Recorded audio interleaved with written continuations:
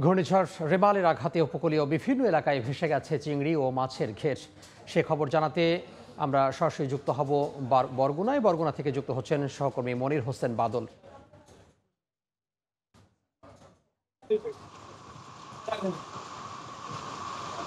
গতকাল থেকে ঘূর্ণিঝড় বিরোধের হাওয়া বইতে শুরু করেছিল বর্তমানে।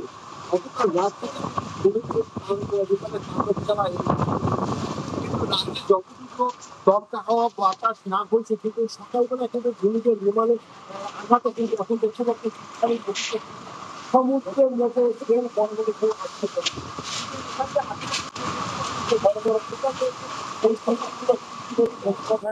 ভেঙ্গে লোকালা ইতিমধ্যে পানি প্রবেশ করছে। গতকাল রাত্রে কিন্তু 2 থেকে 3টা যা ভাঙলো, কিন্তু এখন কিন্তু 10 থেকে 15টা ভেঙে কিন্তু পানি প্রবেশ করছে।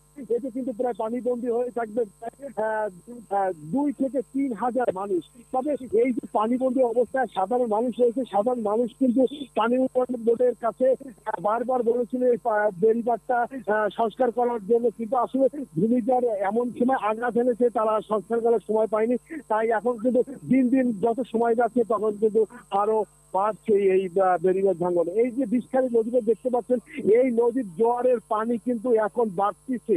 এই এখন আমরা যে এখানে দাঁড়িয়ে আছি, এই যে একটি সড়ক রয়েছে রাস্তার উপরে, এই রাস্তাটা কিন্তু ইতিমধ্যে 4 থেকে 5 ফুট পানি কিন্তু উচ্চতা হয়ে গেছে, জোয়ার স্বাভাবিক ঘটেছে। তবে এখনো স্থানীয়দের সাথে কথা বলেছি, স্থানীয় যে বিষয়ে আগেও জানিয়েছে যে পানি আরো বাড়বে, যত সময় যাবে তত তাদের পানি আরো বাড়বে।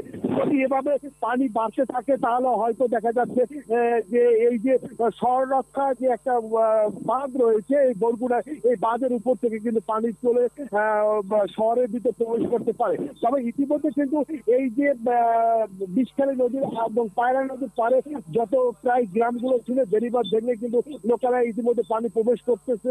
সে অনেকে কিন্তু এখনো আবার সাইক্লোন সেন্টারে আশ্রয় নিতেছে যাতে পানিবন্দী না হয়ে থাকে এবং কোনো সমস্যায় না থাকে।